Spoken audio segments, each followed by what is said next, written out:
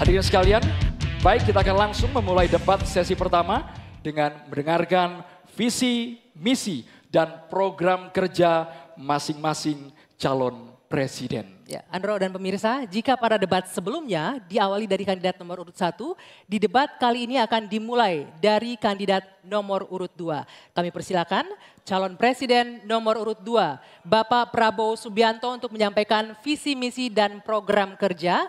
Waktu Bapak 4 menit, dimulai dari Anda berbicara. Bismillahirrahmanirrahim. Assalamualaikum warahmatullahi wabarakatuh. Shalom, Om Swastiastu, Namo Buddhaya.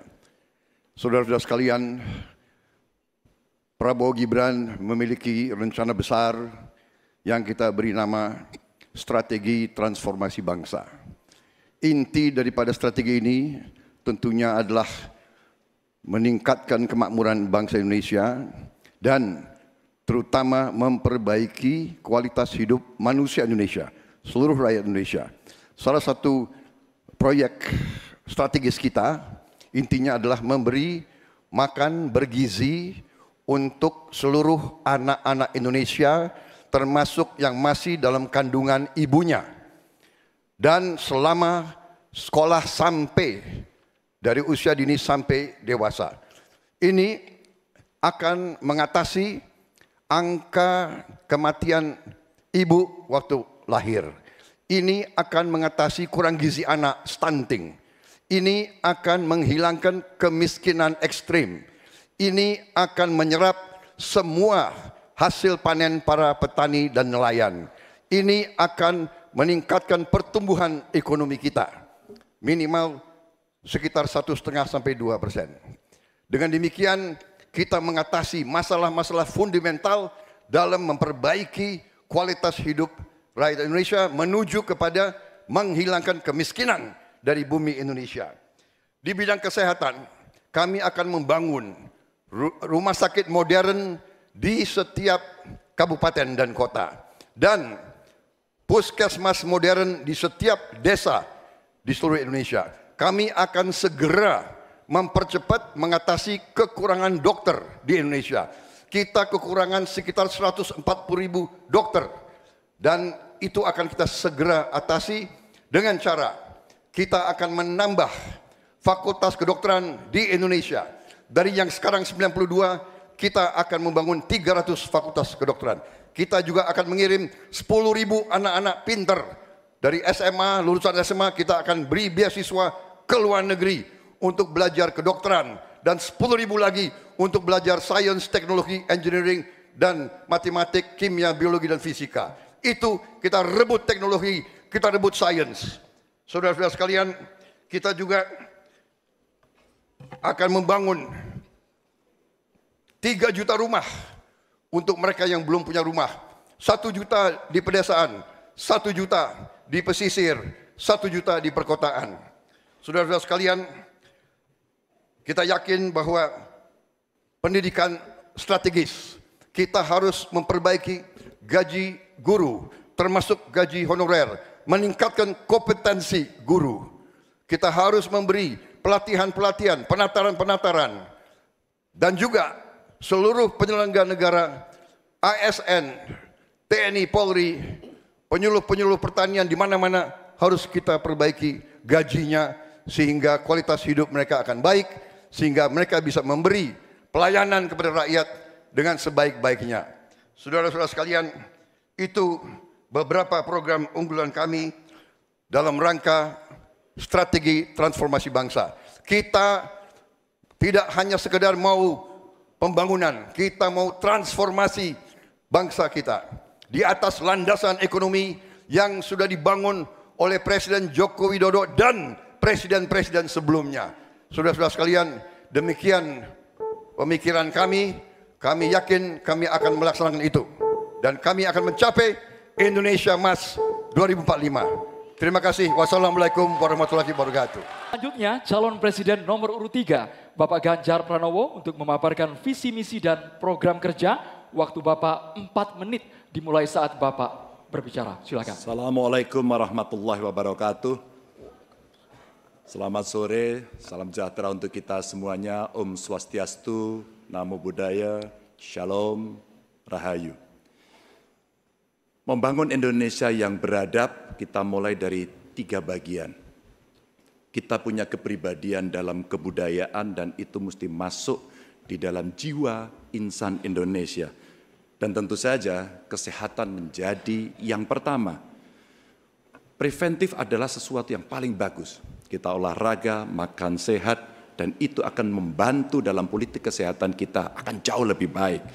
Dan tentu saja akses kesehatan yang diperlukan di setiap desa.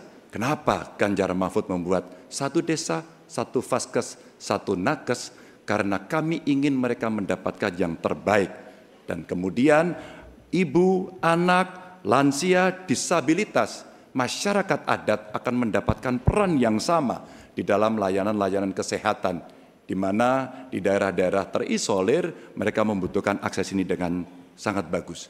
Kalau itu semua sudah baik, Bapak Ibu, maka pendidikan dan kebudayaan mesti kita bangun bersama-sama. Akses pendidikan yang baik, lebih inklusi, kemudian kurikulum yang mantap, dan tentu saja fasilitas yang diberikan harus bisa memberikan akses terbaik untuk anak-anak didik kita, termasuk nasib guru dan dosen.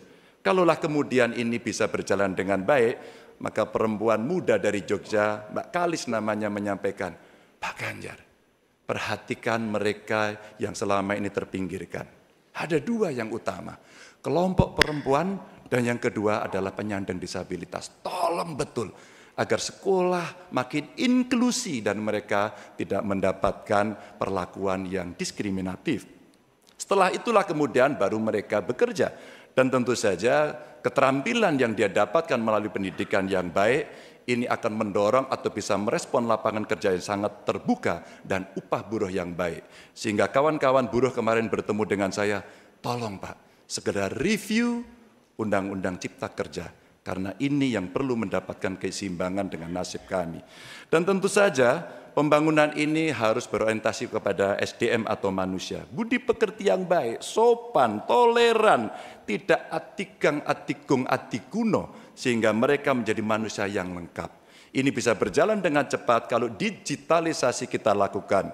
Infrastruktur teknologi informasinya baik, kemudian tersebar, internetnya bisa cepat, dan mereka akan bisa mendapatkan media yang bagus untuk mengembangkan diri. Tentu saja Bapak Ibu, dalam politik kali ini itu mesti diberikan contoh. Demokrasinya harus lebih baik, demokratisasi berjalan baik, kemudian contoh atau teladan pemimpin yang juga baik dan tidak ada konflik kepentingan seperti Pak Mahfud contohkan, dia mundur agar ini membangun integritas yang baik. Dan tentu saja keresahan yang muncul baik dari Gusmus, Muhammadiyah, Romo Van Magnis, Gunawan Muhammad dan kampus-kampus mesti menjadi catatan kita bersama bahwa kita dalam konteks ber-Indonesia, berbudaya, semua dalam koridor yang baik. Dan tentu saja, kenapa ini mesti kita lakukan Bapak Ibu? Karena itulah suara-suara rakyat yang kami dengarkan oleh Ganjar Mahfud ketika kami tidur di rumah penduduk, ketika kami mendengarkan mereka, dan mereka membuka seluruh unek-uneknya. Itulah kenapa kami sampaikan, tuanku adalah rakyat, jabatan ini hanyalah mandat. Wassalamualaikum warahmatullahi wabarakatuh. Selanjutnya kami persilakan calon presiden nomor urut 1 Bapak Anies Rashid Baswedan untuk menyampaikan visi, misi, dan program kerja. Waktu Bapak 4 menit dimulai ketika Anda berbicara.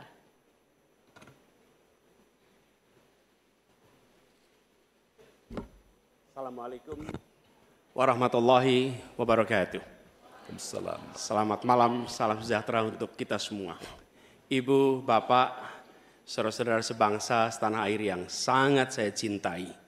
Persoalan terbesar bangsa kita hari ini, republik kita hari ini adalah ketimpangan, ketidaksetaraan, ketidakadilan.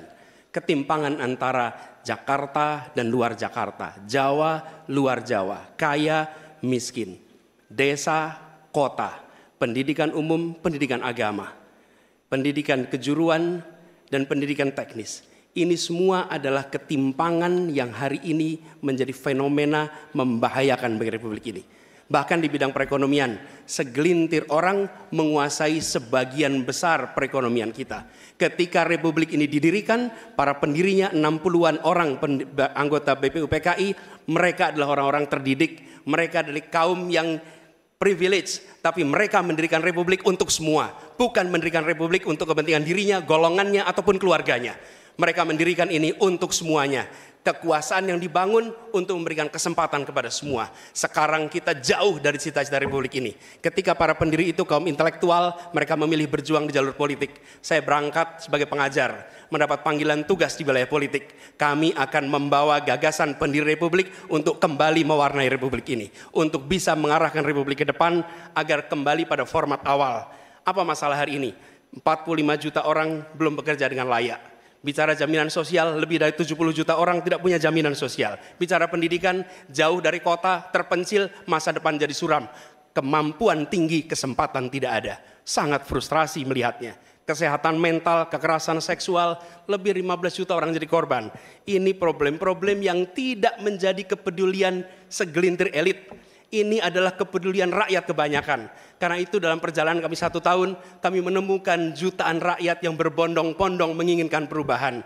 Mereka membuat poster rakyat, membuat posko rakyat, mendoakan dari tempat yang tidak kita lihat. Poster-poster itu cemerlang karena bukan didanai dari uang dari Jakarta, tapi didanai oleh keringatnya yang jernih hasil kerja kerasnya. Ini adalah keinginan perubahan. Apa yang ingin kita capai? 1, kita akan memastikan hidup sehat dan bila sakit ada pertolongan cepat. Tumbuh cerdas dengan biaya terjangkau. Keluarga sejahtera karena upahnya layak. Dan bila membutuhkan diberikan bansos sesuai kebutuhannya. Bansos plus. Bukan memberikan bansos untuk kepentingan yang memberi, tapi untuk kepentingan yang diberi. Dan warga negara yang bangga dengan negaranya. Karena dijaga budayanya dan etikanya dijaga tinggi. Kita menginginkan persatuan karena ditopang dengan rasa keadilan. Persatuan itu tidak mungkin terjadi dalam ketimpangan. Persatuan membutuhkan rasa keadilan. Karena itu misi kami tegas mewujudkan bangsa yang sehat, yang cerdas, yang sejahtera, berbudaya dan bersatu. Kita menyaksikan begitu banyak orang punya prinsip sopo wani rekoso bakal nggayuh mulyo. Siapapun yang bersungguh-sungguh dalam usahanya pasti meraih kemuliaan. Tapi bila kesempatannya ada, bila kesempatannya tidak ada, menghasilkan frustrasi. Dan kami ketika menjalankan amanat, maka kami akan memegang prinsip ngadek sacekna, nilas saplasna. Konsistensi ucapan dan perbuatan, menjunjung kejujuran dan kearifan. Ini komitmen kami. Fokus pada pembangunan manusia Indonesia, menghadirkan kesetaraan, menghadirkan keadilan. Dengan seperti itu kita ada persatuan. Perubahan saatnya kita kerjakan. Katong bergerak untuk perubahan, untuk seluruh rakyat Indonesia dimanapun berada. Terima kasih. Assalamualaikum warahmatullahi wabarakatuh.